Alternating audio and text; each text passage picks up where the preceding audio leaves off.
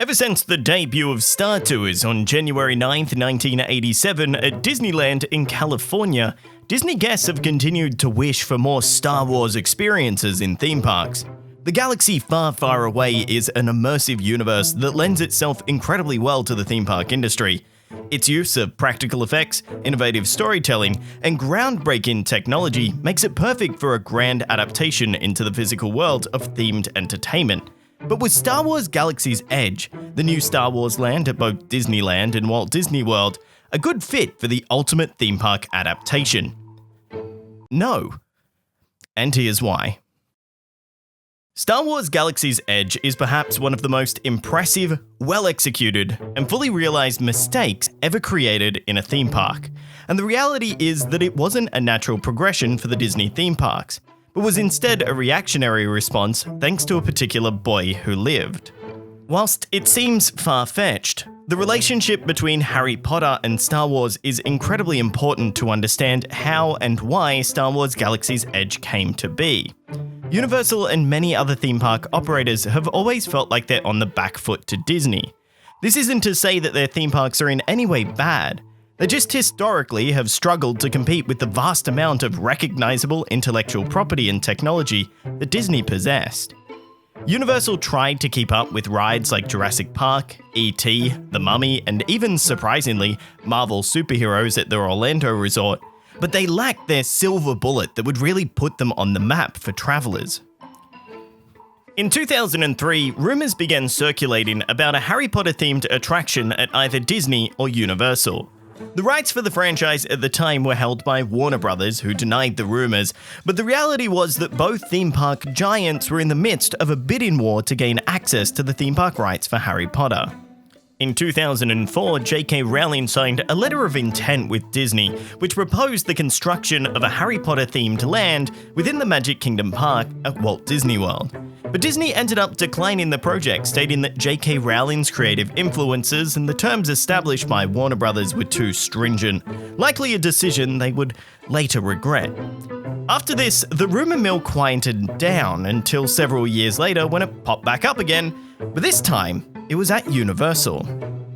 On May 31st, 2007, Universal and Warner Brothers officially announced the Wizarding World of Harry Potter, which would be coming to Universal's Islands of Adventure in Orlando. This land was an immersive journey into Hogsmeade, a familiar location from the Harry Potter movies, with further additions such as Hogwarts Castle and Hagrid's Hut. The addition of Harry Potter proved to be a major success for Universal, and attendance at Islands of Adventure rose by 22% between 2009 and 2010, with an additional rise of 28% in the following year. Universal doubled down on the Harry Potter franchise with the addition of Diagon Alley opening up at Universal Studios Florida in 2014, and the Hogsmeade iteration of the Wizarding World coming to Japan in 2014, and Hollywood in 2016, with each park seeing a boost in success whenever the Wizarding World arrived. But with success comes imitation, and understandably, Disney was worried regarding the newfound success of Universal, but they continued to persist with their own creations. Unfortunately, nothing they opened saw quite the success like the Wizarding World, and the company which originally was being chased by the entire theme park industry finally found themselves becoming the chasers. Disney would eventually try their hand at fully immersive themed lands around a single successful established franchise, but it took almost a decade to get to Star Wars. The first was Cars Land, which opened at Disney California Adventure Park to rave reviews and saw an increase in 1.5 million guests at the park in its opening year. It was followed by Pandora, the world of Avatar at Animal Kingdom, which was surprisingly licensed but not owned by Disney, but saw success for the theme park at Walt Disney World. Finally, that brought us to Star Wars Galaxy's Edge. So how much of an impact did the opening of Star Wars Galaxy's Edge make on Disneyland when it opened in 2019? Whilst Universal saw an increase in attendance of 22% between 2009 and 2010, the year in which the Wizarding World opened, Disney themselves saw a dramatic increase between 2018 and 2019 of 0%. Attendance in 2018 was 18.6 million guests, and attendance in 2019 was 18.6 million guests. This was not good. You don't pay $1 billion for a brand new land based on one of the most popular franchises on the planet, only to see no increase in attendance at your debut theme park. But wait, I hear you ask, what about Disney's Hollywood Studios? You haven't mentioned that park, sneaky YouTube man violently typing away in the comment section below. Unfortunately, they're just as bad. In 2018, Disney's Hollywood Studios saw 11.26 million guests, and in 2019, when Galaxy's Edge opened, it only saw 11.48 million guests, which is an increase of 2%. To really drive home how bad this was, Universal Islands of Adventure opened a single ride in 2019 called Hagrid's Magical Creature Motorbike Adventure, which suffered intense technical issues, and the park saw an increase of 6% in attendance, triple that of Hollywood Studios opening up an entire new land. How did Disney get this so wrong? Everything was shaping up for this to be a mega hit for the theme parks, with incredible art, visual storytelling, with sounds and taste that would place you right into the Star Wars universe. But upon release, the crowds were nowhere to be seen. For with every incredible thing that the land had going for it, there was an equal-sized mistake that was thrown into the mix. Development of the land began in 2015, when Imagineers were tasked with conceptualizing what a Star Wars-themed land would look like in the Disney theme parks. The original idea, which gained the most traction, was that of a land located in Tatooine, the desert planet featured in the original trilogy, and a location already somewhat established at Disney's Hollywood Studios near Star Tours.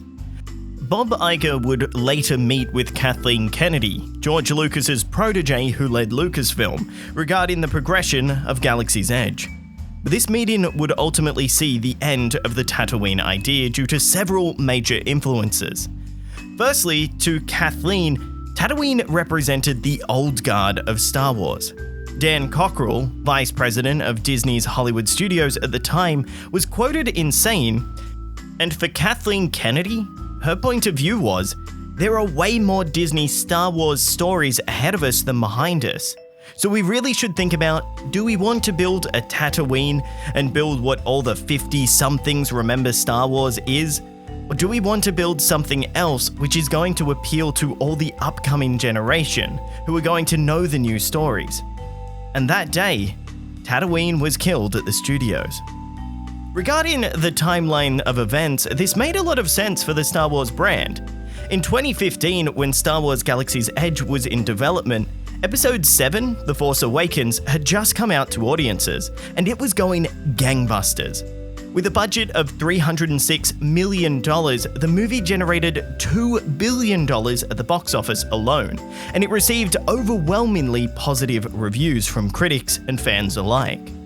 It made a lot of sense for the focus of Galaxy's Edge to be on this new, financially and critically acclaimed movie with brand new characters that generations could know and love. But there was a major flaw with this investment. Episode 7 was only the first movie of a trilogy that was still in development. The characters established and the audience's reaction to them was malleable, and this would prove to be a problem by the time Episode 8 came around. The later two episodes in the sequel series came into a lot of problems. With shifting directors and writers, the character continuity, tone, and themes established in Episode 7 seemed to take a backseat to the necessity of releasing a movie on schedule, which caused many Star Wars fans to become critical of the subsequent episodes. Compared to Harry Potter, this was never a problem for them. The main series was completed and wrapped with very few loose ends. Anything released afterwards was either a continuation long after the original characters had experienced their adventure, or was a spin-off, neither of which would have a major negative impact on the established continuity of the land or critical response towards the characters of the Wizarding World. Even though the response to Episode 8 and 9 was Luke Skywalker warm, Disney had no choice but to continue full steam ahead with the land as construction was already well underway. Part of this construction was an additional undertaking by Disney called Project Stardust.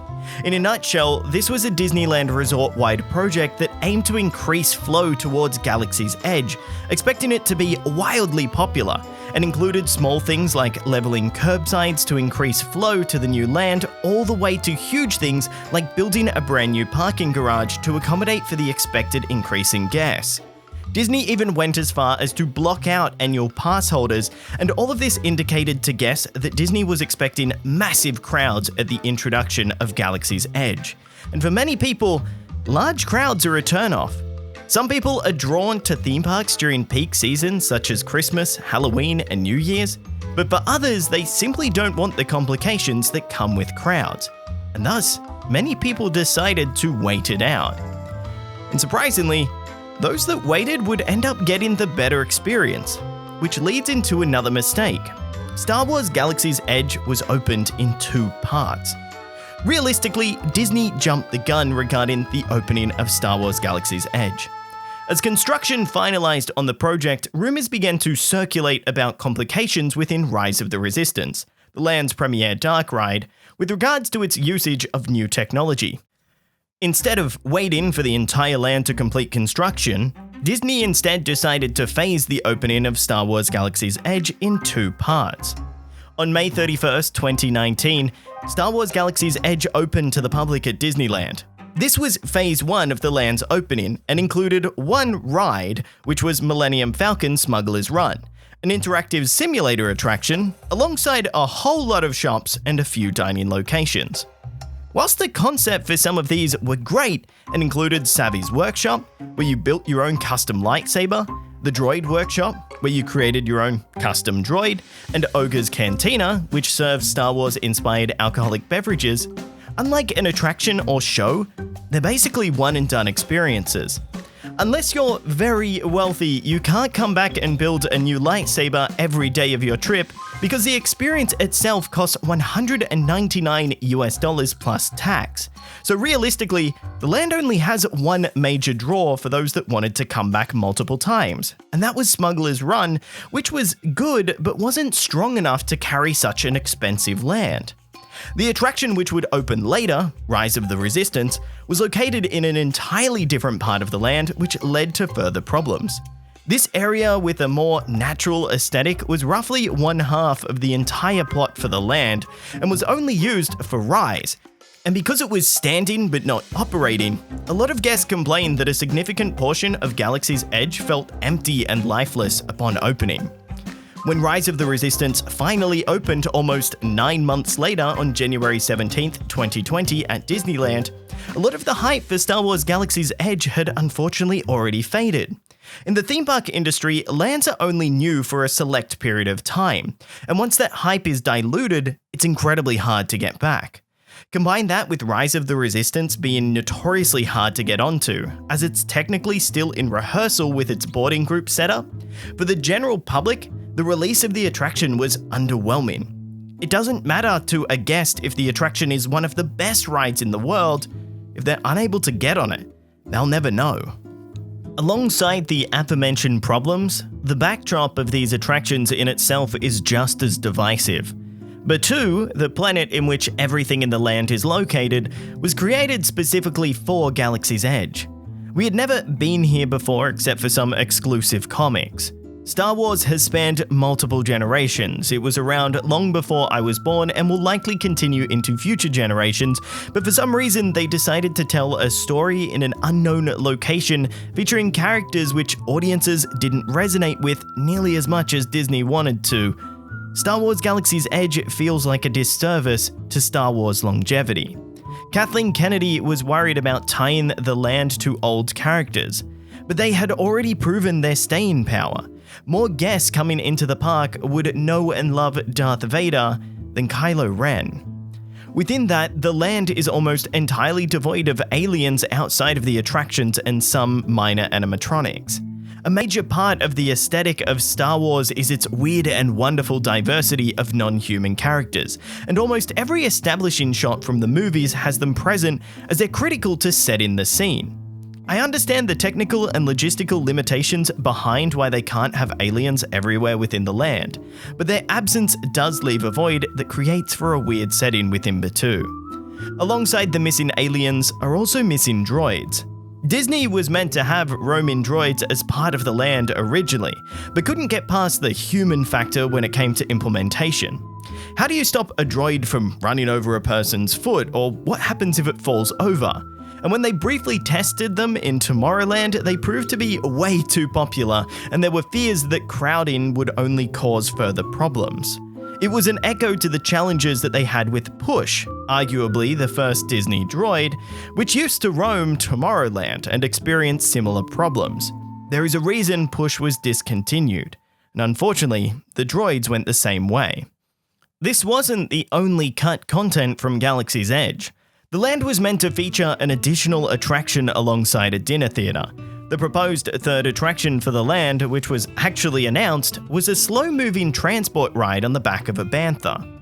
This would have added some additional life to the land, or what's called in the industry as kinetics, but was likely cut due to technical or budgetary limitations, even though there is evidence online that this technology was actually worked on.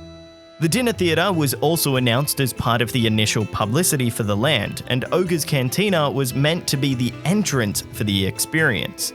It was also cut due to unknown reasons, but the plot for the show still exists as an empty car park behind Galaxy's Edge, and is rumoured to be part of a Phase 2 expansion.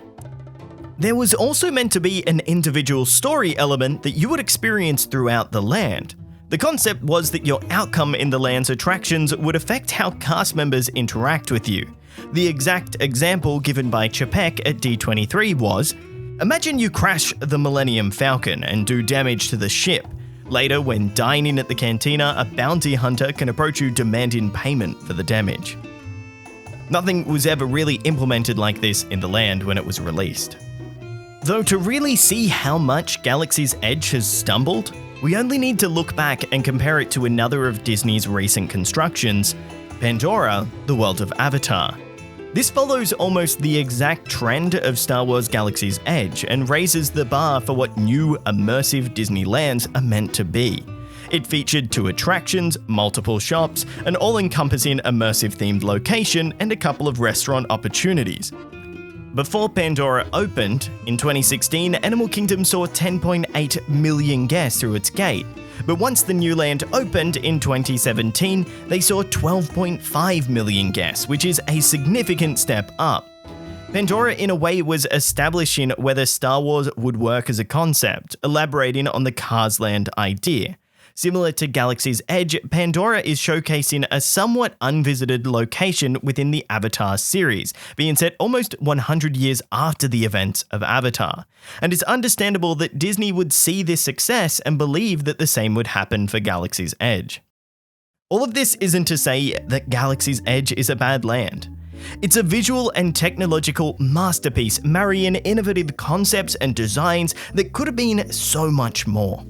Disney knew that they had something good, and their focus turned to trying to monetize it as much as they could, at the possible expense of the soul of the land. As it came out of the gates, it stumbled, but I'm certain that in coming years, as hype dies down and the land finds its footing, that it will become an integral part of the Disneyland and Hollywood Studios experience. If you're lucky enough to have visited Galaxy's Edge, what are your thoughts? Do you agree with what we've said? Let us know below. For the home of all things theme parks, I'm Dominic from ReviewTyme. Thanks for watching, liking, and subscribing.